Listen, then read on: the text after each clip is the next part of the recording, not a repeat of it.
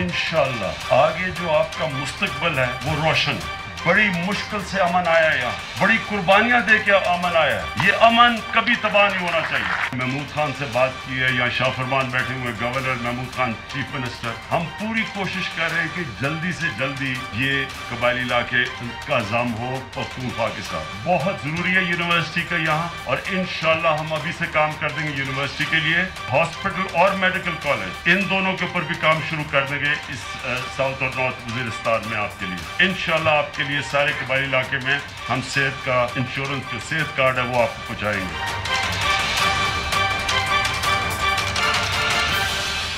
Welcome to news wise. मैं हूं आरिफा नूर और स्टूडियो में मेरे साथ मौजूद हैं जाहिद हुसैन। आज सबसे पहले हम बात करेंगे उस इलाके की जिसको हम थोड़ा अरसा पहले ही फाटा कहते थे। कल वज़ीर आज़म साहब ने वहां का दौरा किया और उन्होंने वहां एक बहुत वाइड रेंजिंग और वसी अपलिफ्ट पैकेज का ऐलान किया है, जिसके अंदर मेडिकल यूनिवर्सिटी है, हेल्थ इंश्योरेंस कार्ड्स का ज़िक्र किया उन्होंने, एक कैडेट कॉलेज के क़याम का भी ज़िक्र किया। इसके अलावा उन्होंने ये भी कहा कि NFC से फाटा की जो इंटीग्रेशन है उसके बाद उसको 3% NFC से भी मिलेगा। इसके अलावा वज़ीर आज़म साहब ने ये भी कहा कि लोकल बॉडीज़ के और प्रोविंशियल असम्बली के इलेक्शंस भी साल के अंदर अंदर वहाँ होंगे।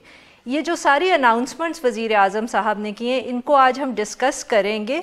गवर्नर खैबर पख्तूनख्वा शाह फरमान साहब, welcome to the show sir. Thank you very much. Sir, सबसे पहले तो आपसे ये पूछना चाहेंगे कि ये जो कल इतनी वाइड रेंजिंग अनाउंसमेंट्स की वज़ीर आज़म साहब ने, जिसके अंदर जो भी थोड़ा सा जिक्र भी किया, तो कोई इसकी इम्प्लीमेंटेशन के लिए टाइमलाइन भी आप लोगों के दिमाग में है PTI की हुकूमत में कि ये कब तक ये सब कुछ होना है? देखिए जी, सबसे पहले तो मैं आपको बताऊं ज़रा इससे पीछे जाके जो हमने फ़ैसले लिए हैं वो ये है कि जो अब ट्राइबल डिस्ट्रिक्ट्स हैं, फार्मर फाटा, इस एरिया को बहैसियती कबायली इलाका जात जो मराहत हासिल थे आम आदमी को, चाहे वो जॉब का कोटा है, चाहे वो स्टूडेंट्स का कोटा है, या जो भी है, वो सब हमने बहाल रखे हैं। यानी इंटीग्रेशन से इनके उस स्टेटस के ऊपर कोई असर नहीं पड़ेगा जो इनको बहैसियती कबायली इलाका जात जो मराहत हासिल थे।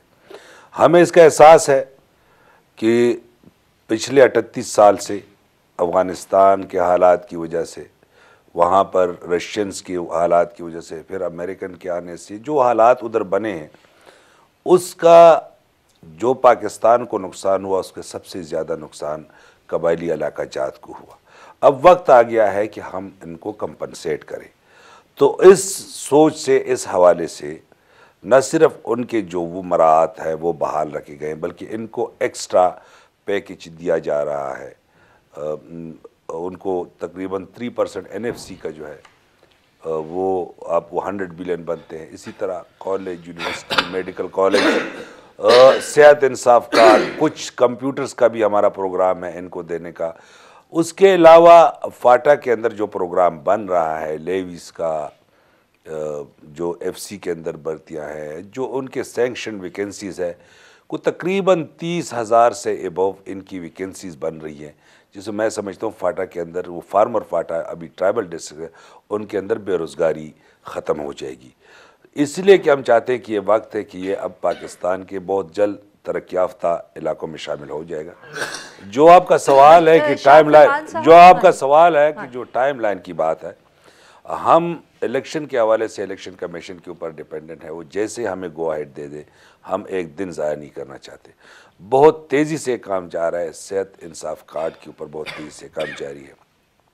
मैं समझता हूँ कि कोई हर्डल हम इसके अंदर नहीं आने देंगे, और ये जो अनाउंसमेंट है ये बिल्कुल ये प्रैक्टिकली यानी हम उसको एट द अर्लीस्ट इम्प्लीमेंट कराना चाहते हैं। एक और चीज़ भी फरमान साहब आती है कि ये इलाका, जैसे आपने खुद कहा है कि ये एक सबसे ज़्यादा मुतासिर रहा है। यहाँ 10 साल से जो है एक लिहाज से जो है वहाँ पे इंसर्जेंसी भी रही है, फिर फौज भी वहाँ पे रही है, और एक बहुत बड़ी तादाद में जो है लोग वहाँ से दरबदर भी हुए थे। क्या वो सब के सब वापस आ गए हैं? तकरीबन 90 to 95% IDPs वापस आ गए हैं। اور ان کو بھی کمپنسیٹ کرنا ہے. جو میں سمجھتا ہوں کہ جو شاہ فرمان صاحب، یہ جو سارا پیکیج ہے جو ڈیولپمنٹ کا اسپیشلی، اس کا لنک ڈائریکٹلی ہوگا جو NFC ایوارڈ ہے، کیونکہ ادھر سے جب آپ بجٹ میں پیسے رکھ سکیں گے فارمر فاٹا کے لیے تو تبھی یہ سب کام ہو سکیں گے. تو کیا آپ کو یقین ہے کہ جو صوبائی حکومتیں ہیں وہ اس پہ اگری کر جائیں گی؟ کیونکہ دیکھیں یہ ایک بہت بڑا ایشو رہا ہے ماضی کے اندر پچھلی حکومت کے ساتھ کہ وہ کنونس نہیں کر پائے تھے سب صوبائی حکومتوں کو کہ وہ اپنے حصے میں سے اتنے پیسے ریلیز کر دیں کہ 3% NFC کے اندر آپ فاٹا کو دے سکیں. تو اب کیا PTI کی حکومت یہ کام کر پائے گی؟ دیکھیں ماشاءاللہ 3 صوبوں میں مرکز میں ہماری حکومت ہے اور سندھ کا بھی کوئی مسئلہ نہیں ہے. میں اس پر زیادہ اس لیے بات نہیں کروں گا کہ ہمیں یہ کوئی ہرڈل نظر نہیں آتا کہ کوئی ہرڈل اس کے اندر ہوگا. انشاءاللہ جو پلیجڈ منی ہے ہم ان کو پرووائڈ کریں گے اور اس میں کوئی ایشو نہیں ہوگا. تو میں سمجھتا ہوں کہ اس کے اوپر مزید کوئی ڈسکشن کی اس لیے ضرورت نہیں ہے کہ یہ بڑا سموتھلی ہو جائے گا. انشاءاللہ جو چیز پلیج کی گئی ہے وہ قبائلی علاقہ جات کو پیسے ملیں گے. میک اٹ شور. اچھا فرمان صلی صاحب، جی فرمان صاحب، ایک اور جو مسئلہ ہے جس میں آپ نے الیکشن کی بات کی ہے، یہاں پہ نہ صرف صوبائی اسمبلی کے الیکشن ہونے ہیں بلکہ لوکل گورنمنٹ کے الیکشن بھی ہونے ہیں وہاں پہ. لیکن وہاں کیوں اس میں اتنی دیر کیسے لگتی ہے جبکہ آپ نے وہاں پہ آلریڈی نیشنل اسمبلی کے الیکشن ہو چکے ہیں جو اس کے ساتھ؟ تو اب کتنی مشکلات ہیں اس میں، اور کوئی بھی ٹائم لائن اس میں مقرر کی ہے کہ کب تک یہ الیکشنز ہوں گے؟ اور اگر فرض کی جائے صوبائی الیکشنز ہوتے ہیں، صوبائی اسمبلی کے الیکشن میں خیال تھا کہ پہلے 1 سال کے اندر ہونے تھے، تو وہ الیکشن ہوں گے تو اس کے اثرات کیا سیاست پہ پڑیں گے خیبر پختونخوا میں؟ کیونکہ بہت سارے لوگوں کو اس قسم کی بھی جو ہے کچھ کنسرنس تھے. دیکھیں جی، جو الیکشن ہے وہ ریلیٹڈ ہے الیکشن کمیشن کے ساتھ. گورنمنٹ کی جو پالیسی ہے، گورنمنٹ کا جو ڈیسیشن ہے وہ ہے الیکشن کرانا. جو مجھے پتہ چلا ہے کوئی 4-5 دسمبر الیکشن کمیشن نے ٹینٹیٹیو ڈیٹ دے دی ہے کہ یہاں تک delimitation of the provincial constituencies ہو جائے گی. ظاہر ہے چونکہ ولیج کونسل کا کنسیپٹ ہے اور اس کے اندر وہ تحصیل کا ناظم کا کنسیپٹ ہے، تو شاید D limitation for the local bodies کچھ تھوڑا سا زیادہ ٹائم لے. لیکن جیسے ہی الیکشن کمیشن وہ ہمیں گو ہیڈ دے دے تو الیکشن ہم کرا دیں گے. جو الیکشن سے اثرات ہیں وہ پازیٹیو ہی ہوں گے، کیونکہ اگر آپ دیکھیں تو قبائلی علاقہ جات کے 12 میں سے 6 سیٹیں جو ہے وہ پاکستان تحریک انصاف جیت چکی ہے. جو باقی 6 سیٹیں ہیں وہ بڑے کم مارجن سے ہم ہارے ہیں. تو we are the single biggest party with absolute majority in the قبائلی علاقہ جات، اور ان کی امیدیں بھی تحریک انصاف سے ہے. تو میں سمجھتا ہوں کہ زیادہ تر سٹیٹس کو ہی رہے گا، کیونکہ آلریڈی ہماری صوبائی اسمبلی کے اندر 2/3 میجورٹی ہے. تو مجھے کوئی اس کے اندر کوئی چینج نظر نہیں آتا کہ فاٹا کے اندر جو الیکشن ہوں گے اس کا صوبائی اسمبلی کے اوپر کیا اثرات ہوں گے.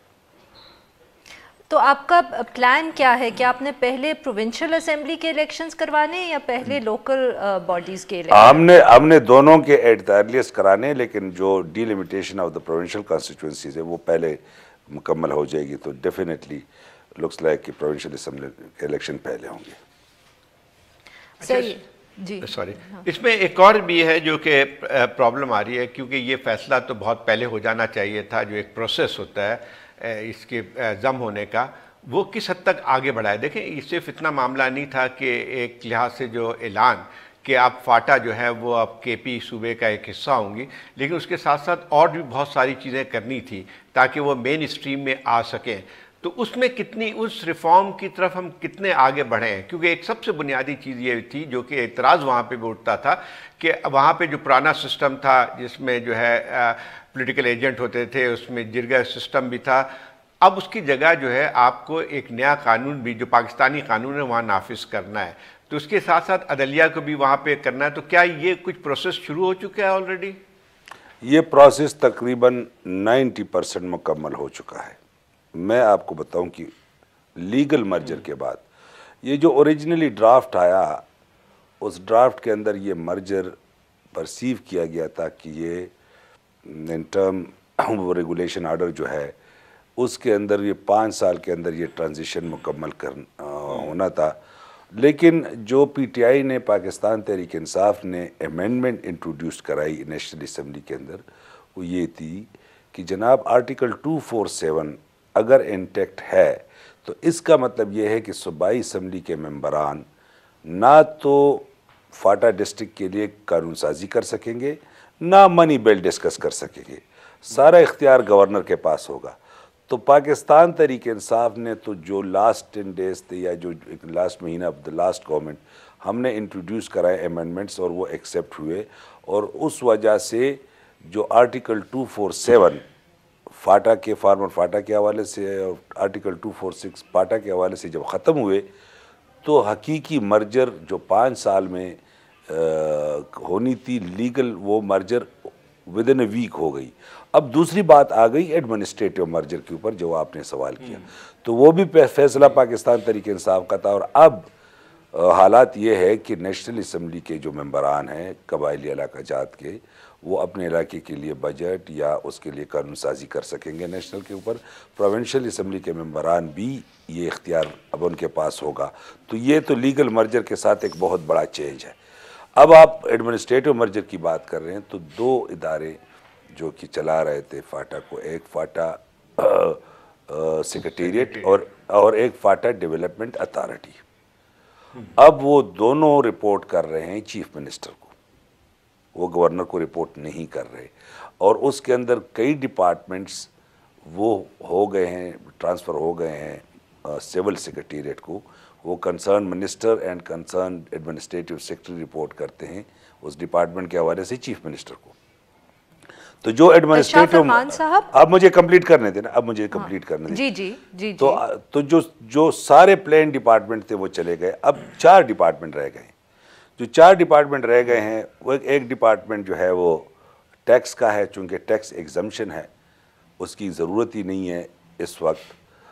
जो रेवेन्यू डिपार्टमेंट है वो भी टैक्स के साथ रिलेटेड है, और ज़्यादातर जो लैंड है वो ट्राइबल्स के नाम है, तो वहाँ पर पटवारी भेजने की भी अभी कोई ज़रूरत नहीं है।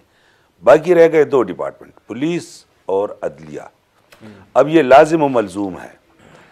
तो चूँकि आपने जहन में ये रखना है कि जो ड्राफ्ट तैयार किया गया था और जिसके ऊपर अमल करना था, वो अमल 5 साल के अंदर करना था, वो हो गया विद इन अ वीक।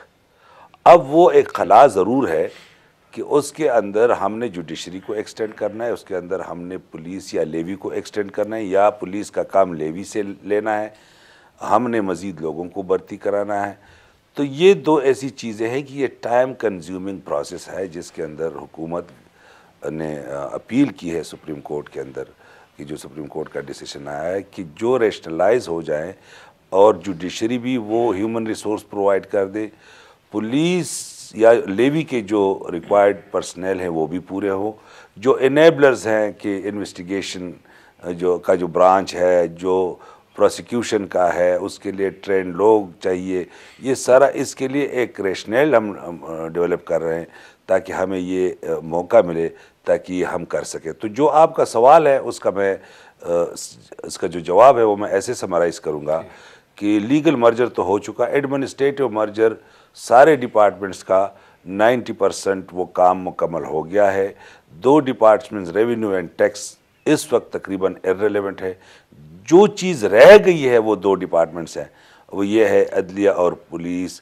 और अगर शायद हम पुलिस का काम लेवी से लें, जिस तरह सिंध के अंदर रेंजर्स करें, तो जो कानून तो एक्सटेंडेड है और कानून इम्प्लीमेंट होगा, किस फॉर्म में इम्प्लीमेंट होगा, लेवी इम्प्लीमेंट करेंगे, पुलिस जाएंगे, ज़ाहिर है DPOs जाएंगे, कमांडेंट जाएंगे, लेकिन उसके ऊपर होगा। लेकिन जो अपील की है, जब उस क्योंकि कोर्ट के अंदर है अपील, तो जैसे फैसला आएगा तो उस फैसले के इन लाइन हम एक्शन लेंगे। लेकिन इसमें कोई शक नहीं है कि खैबर पख्तूनख्वा के कवानीन एक्सटेंड हो चुके हैं, जुडिशरी ने जाना है। बहुत बहुत शुक्रिया गवर्नर साहब, आपने बहुत तफसील से हमें समझाया कि जो मर्जर है वो कहाँ तक पहुँच चुका है। अब हम लेंगे एक छोटा सा break, and when we come back from the break हम बात करेंगे अयाज वज़ीर अली साहब से इसी इशू के ऊपर। Stay with us.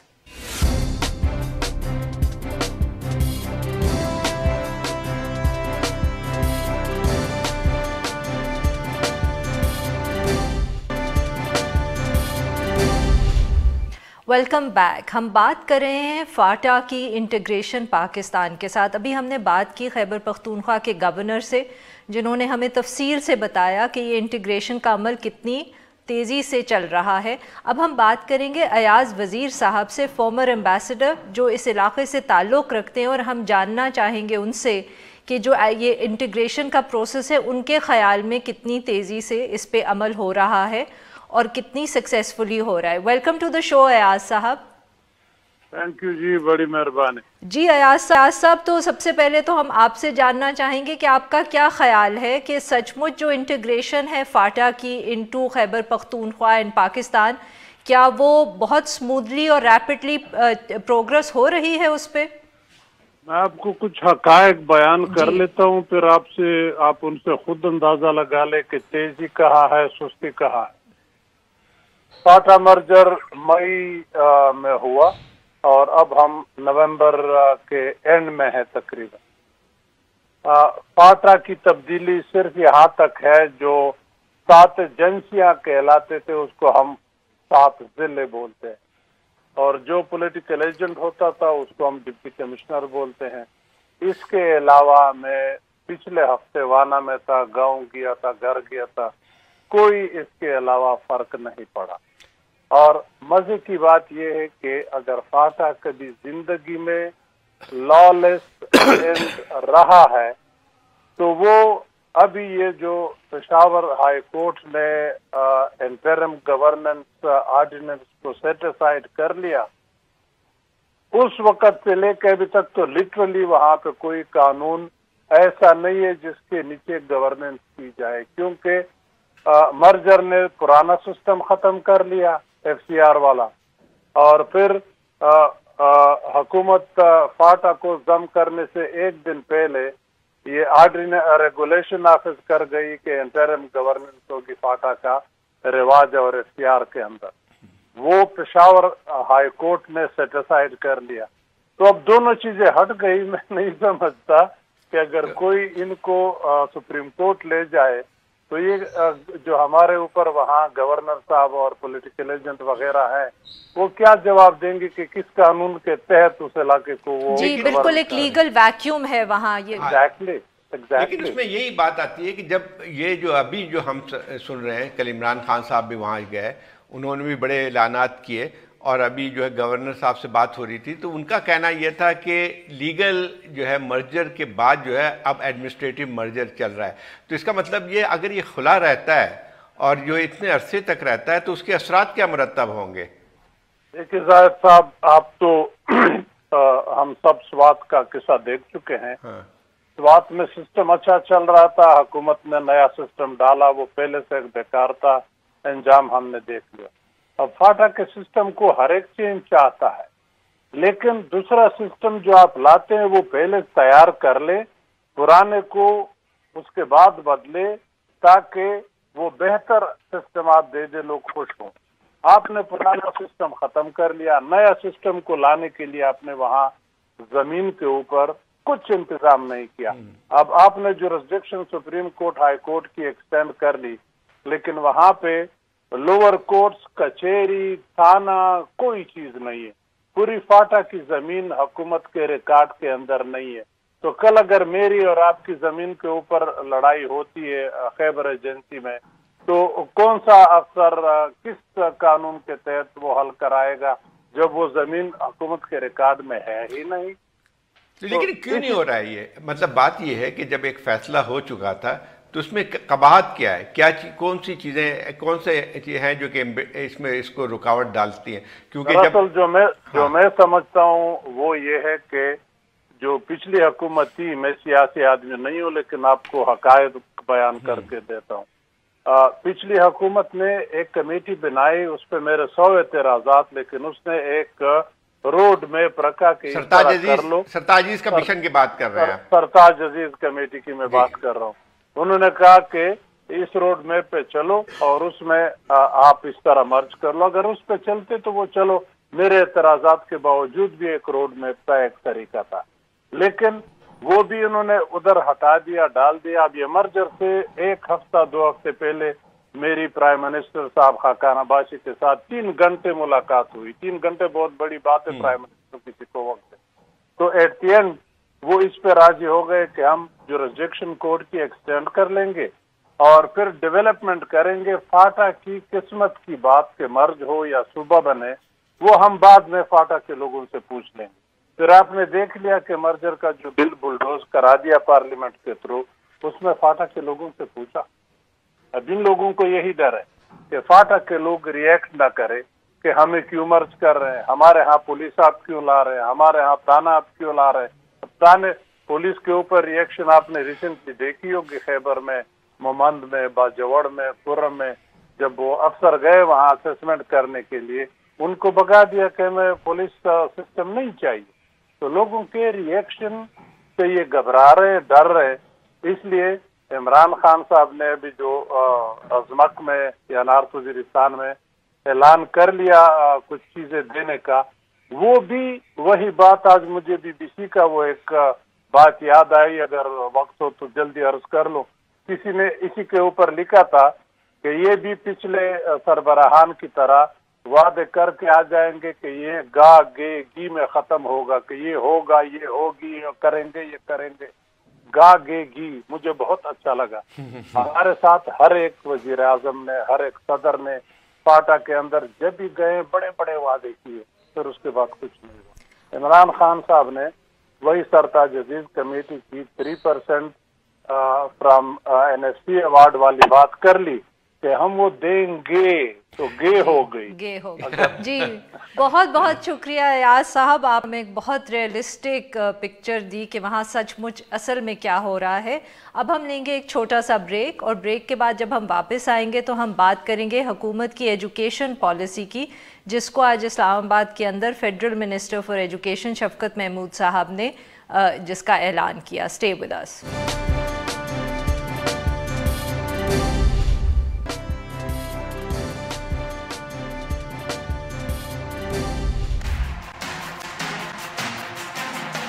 से 2.5 करोड़ बच्चा जो है वो स्कूल में नहीं जा रहा। तो ये एक बहुत बड़ा चैलेंज है जिसको हमने फेस करना है। ऐसे तालीमी निज़ाम या तालीमी निसाब चल रहे हैं जिनका अपने अपने कोर्सेज हैं, लोग PhD कर लेते हैं लेकिन उनको नौकरी नहीं मिलती, इसलिए कि नौकरियों के साथ तालीम का ताल्लुक वो नहीं है जो होना चाहिए।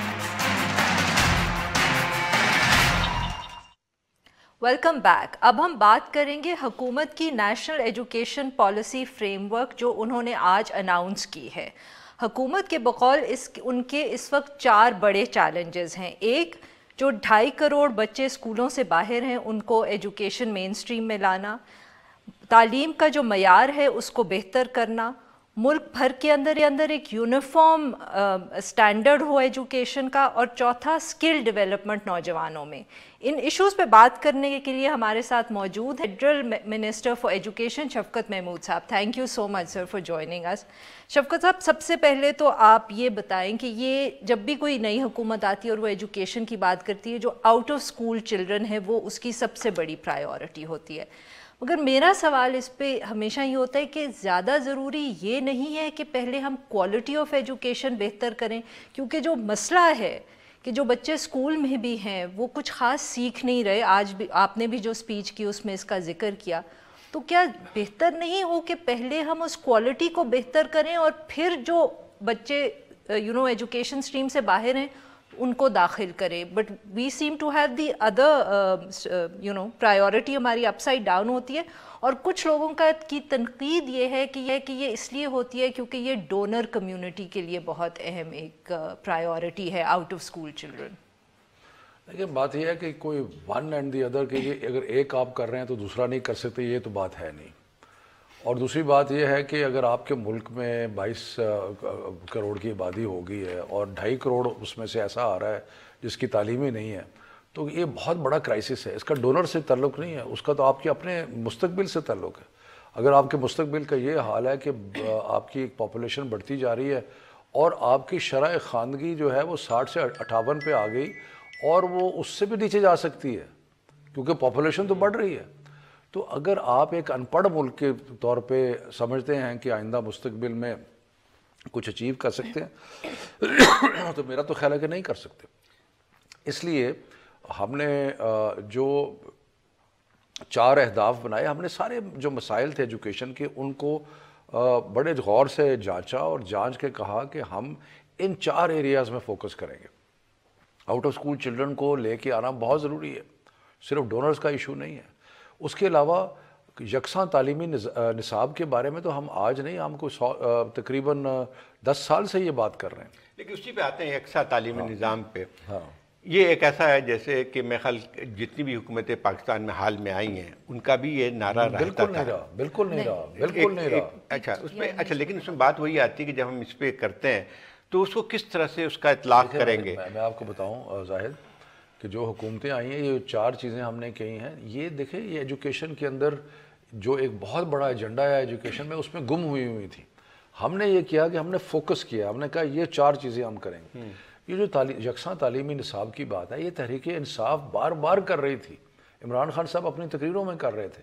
تو یہ تو ہمارا, کیونکہ ہم یہ سمجھتے ہیں کہ یہ بہت بڑی ناانصافی ہے, خاص طور پہ ہمارے جو دیہات کے بچے ہیں یا جو ہمارے مدرسے میں بچے پڑھتے ہیں ان کے ساتھ ناانصافی. لیکن وہی بات اسی پہ بات ہے نا, اس کے اطلاق کی بات آ رہی ہے. یہ بات صحیح ہے کہ ہونا چاہیے, کیونکہ اس میں یہ ہوتا ہے کہ جو لوگ یعنی ایک لحاظ سے گورنمنٹ اسکول سے پڑھے ہوتے ہیں, 3 ٹیئر سسٹم ہمارے یہاں جو کہ بنیاد ہیں ہمارے یہاں جتنی بھی ایک لحاظ سے ناانصافی میں تو اس کا نام ایجوکیشنل اپارٹائڈ کرتا ہوں. اپارٹائڈ بالکل صحیح کہہ رہے ہیں. لیکن وہی بات آتی ہے کہ اس کو کرنے کا کیا طریقہ ہے. ایک تو یہ ہے کہ جیسے آپ کے یہاں پہ ایک ایلیٹ اسکولس ہیں جن کی ایجوکیشن اور جہاں پہ ان کے کریکولم بھی بہت ہی ٹھیک ٹھاک ہیں جو انٹرنیشنل پیمانے پہ. ایک آپ کا گورنمنٹ اسکول ہے, ایک مدرسہ ہے. آپ تو تینوں کو اکٹھا کرنا چاہتے ہیں. میں گزارش یہ کروں گا نا, پہلی تو بات یہ ہے کہ ہم سارے نصاب کو اکٹھا نہیں کرنا چاہ رہے. ہم یہ کہتے ہیں کہ ہم 5 یا 6 کور سبجیکٹس ایسے ہوں جو کہ سارے بچے پڑھیں, چاہے وہ مدرسے میں ہوں چاہے وہ سرکاری اسکول میں ہوں. بائی دا وے سرکاری اسکولوں میں میجورٹی آف دا بچے جو ہیں پاکستان کے وہ سرکاری اسکول, بالکل صحیح. تو سرکاری اسکولوں میں ہوں یا وہ ایلیٹ اسکولوں میں ہوں یا پرائیویٹ اسکولوں میں. پرائیویٹ اسکولوں میں بہت کیٹیگریز ہیں, کوئی بالکل ایلیٹ ہیں, کوئی ایک چھوٹا سا محلے والا بھی. بہت سے پرائیویٹ سکولز تو ویسے ہی ہیں جیسے آپ کے گورنمنٹ سکولز ہیں, ان کا سٹینڈرڈ ان سے. سو مقصد یہ ہے کہ ہماری کوشش یہ ہے کہ اگر 5-6 مضامین ایسے ہو جائیں جو کہ سب کے لیے مشترکہ ہیں, تو اس میں آپ کچھ حد تک ایک یہ جو ناانصافی ہے اس کو کم کر سکیں گے. اس کا مطلب یہ نہیں ہے کہ ان کا معیار گر جائے گا. یہ جو ایک عجیب قسم کی تصور ہے کہ اگر ہم اردو میں پڑھیں گے تو معیار گر جائے گا, یا اگر ہم لیکن ایک فرق تو پڑتا ہے نا شفقت کی, جو ہے آپ کی جب آپ انگلش میڈیم سے جو لڑکا آتا ہے, فرض کیجئے جو آپ کہہ رہے ہیں, اور یقین طور پہ جو اردو میڈیم سے آئے گا تو اس کو ایک سرٹن ایڈوانٹیج تو ہوتا ہے کہ جو ہے جب نوکری کی تلاش میں جاتا ہے. میں بھی یہی کہہ رہا ہوں کہ انگلش میڈیم کو اور خاص طور پہ ایلیٹ اسکول کو بہت بڑا ایڈوانٹیج ہے. تھوڑا سا ایڈوانٹیج نہیں ہے, بہت بڑا ایڈوانٹیج ہے. لیکن ہم تو اسی لیے چاہ رہے ہیں کہ یہ ایڈوانٹیج جو ناانصافی کیوں ہے, یہ اور اس لیے ناانصافی ہے کہ ایڈوانٹیج ہے ایک سسٹم کو, اور دوسری بات ہے کہ ذہن تقسیم ہوئے ہیں. اگر آپ بچوں کو آپس میں بٹھائیں تو شاید ایک بچہ جو ہے وہ دوسرے بچے سے گفتگو بھی نہ کر سکے جو مختلف نظام کے بچے. یہاں 2 ایشوز ہیں. ایک تو دیکھیں, جب ہم یہ کہتے ہیں جو آپ کہہ رہے ہیں کہ آپ کیوں ہر دفعہ یہ سب سمجھتے ہیں کہ سٹینڈرڈ گر جائے گا, وہ ہم اس لیے سمجھتے ہیں کیونکہ ہم فورن نیشنلائزیشن کی پالیسی پہ چلے جاتے ہیں, اور ہم اب مطلب کہ ایک ہسٹوریکل ایکسپیرینس ہوتا ہے جس کی وجہ سے کئی دفعہ ہماری تھنکنگ شیپ ہوتی ہے.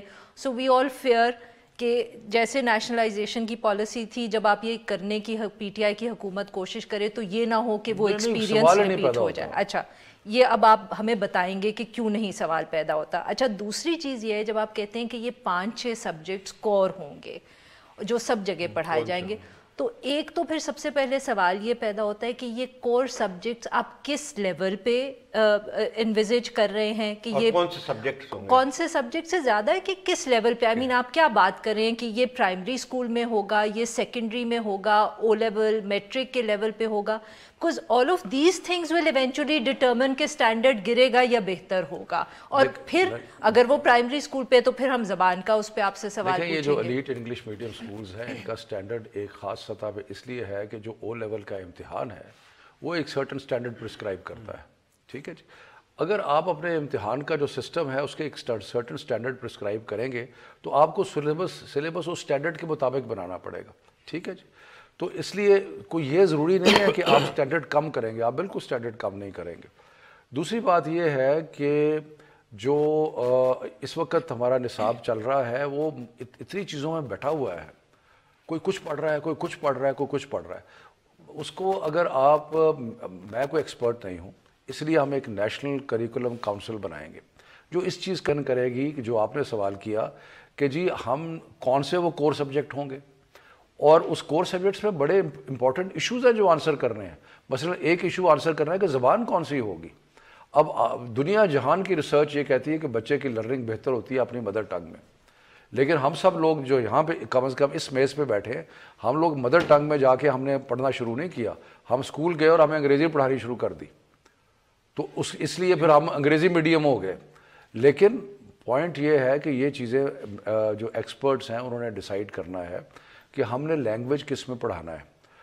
मिसाल के तौर पे एक क्या चाहिए, तकलीद करते हुए भेड़ चाल ये भी बन गई कि हर कोई इंग्लिश मीडियम पढ़ाने लगे। अब एक देहात के बच्चे में आपने कहा जी ये भी इंग्लिश मीडियम हो गया, उसके कहने से बात नहीं बनती थी, इसलिए कि जो पढ़ाने वाले थे उनको पता ही नहीं था कि इंग्लिश मीडियम क्या होती है। सो गुजारिश ये है कि ये सारे मामलात, हमारा इरादा क्या है, हमारा इरादा ये है कि एक कोर सिलेबस ऐसा हो जो कि 12वीं तक, जो स्कूल लिविंग तक शुरू से लेके 12वीं तक एक ही हो। और वो है क्या होना चाहिए वो मैं नहीं फैसला कर सकता। वो have to take a short break. जब हम वापस आएंगे तो हम गुफ्तगू को जारी रखेंगे। Stay with us.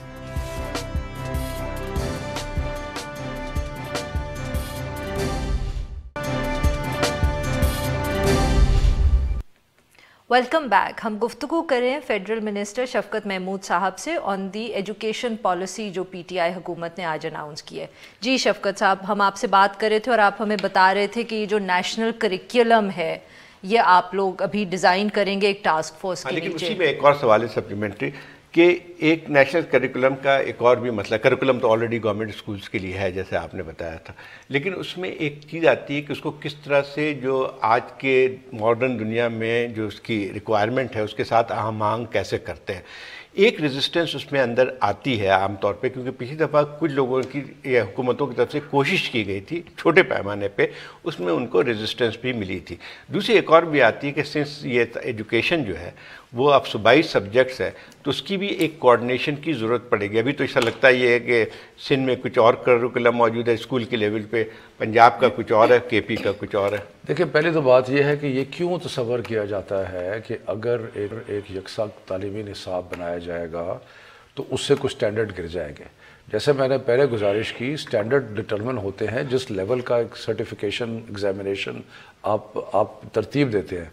अगर आप एक स्टैंडर्ड सेट करते हैं तो करिकुलम उस स्टैंडर्ड के मुताबिक होता है। सो इसलिए ये तो ज़हन में रखा जाए कि ऐसे नहीं है। दूसरी बात यह है कि जो पहले काम हुआ था वो सिर्फ़ और सिर्फ सरकारी स्कूलों के जो करिकुलम है उसको नाफिज करने के लिए हुआ था और वो बड़ा अच्छा काम हुआ और उस करिकुलम पे अब अमल दरामद भी हो रहा है, लेकिन उसका ताल्लुक वो अमल दरामद ना मदरसे में है ना वो प्राइवेट स्कूलों में है, सारों में नहीं है, कुछ में है भी सही।